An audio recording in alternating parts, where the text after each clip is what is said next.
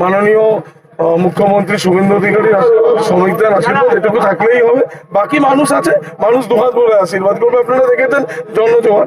নবগঠিত বিজেপির সরকারকে স্বাগত ও শুভেচ্ছা জানিয়ে স্বামী বিবেকানন্দ চ্যারিটেবল ট্রাস্টের উদ্যোগে এক সংবর্ধনা সভা ও মিলন ভোজের আয়োজন করা হয়। অনুষ্ঠানে রাজনৈতিক ও সামাজিক মহলের বিশিষ্ট ব্যক্তিদের পাশাপাশি এলাকার বহু মানুষ অংশগ্রহণ করেন।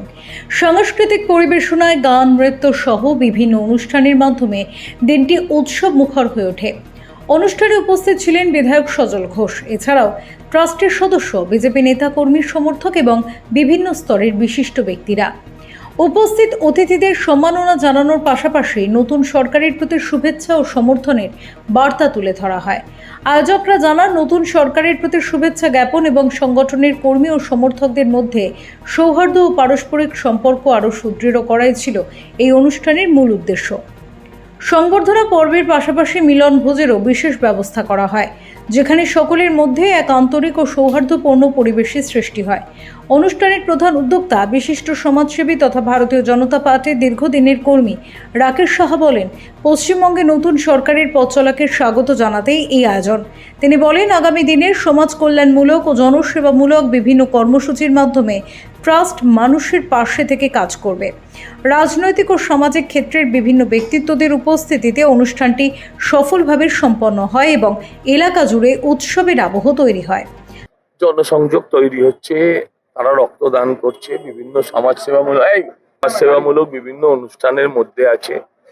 জনসংযোগ মানুষের মধ্যে সম্পর্ক তৈরি করে। আজকে পাড়া কালচার গুলো উঠে গেছে। পাড়ায় পাড়ায় সম্পর্ক থাকলে রাতের বেলায় বিপদ হলে আত্মীয় না আসলেও যারা রক্তের আত্মীয় নয় তারাই আসে।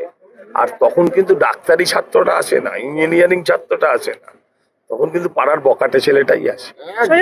যেদিনকার দল ক্ষমতায় ছিল না সেদিনকার আমি চেষ্টা করেছিলাম মানুষের পাশে দাঁড়ানোর, সবার পাশে দাঁড়ানোর এবং সবাইকে নিয়ে চলার। অবশ্যই মানুষ হয়তো তখন ভয়ের জন্য খুলে সামনে আসতে পারেনি, বাট মানুষ হাত তুলে আশীর্বাদ করেছে। যে অচল অবস্থা সৃষ্টি করেছিল তৃণমূল সরকার, সে অবস্থার পরিবর্তন হয়েছে। আমাদের বিধায়ক, অবশ্যই আমাদের গার্জিয়ান, আমাদের অভিভাবক, অনেক কিছু আশা, মানুষের প্রচুর প্রত্যাশা, কাজ করতে হবে এবং আশা করি আমরা মানুষের সেই প্রত্যাশা পূরণ করবো আগামী 5 বছর। আপনি ত্রিপুরায় গেছেন? ওখানে বোধহয় বিগত 10 বছর ধরে বিজেপির সরকার।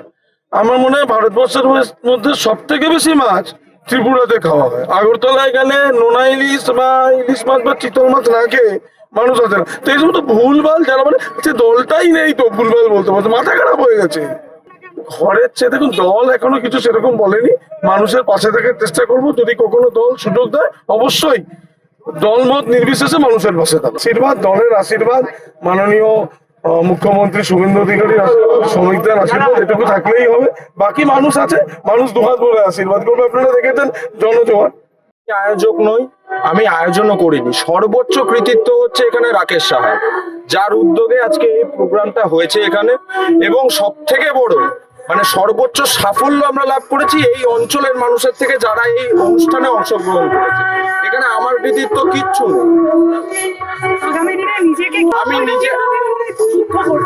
নিজেকে প্রধান সেবক হিসেবে দেখতে চাইছি। আমাদের দলে কেউ নিজেকে নেতা বা নেতৃত্ব হিসেবে দেখে না। মানুষ যাকে চিহ্নিত করে নেতা, মানুষ যাকে মনে করে সক্রিয় নেতা, সেই এলাকায় সক্রিয় নেতা।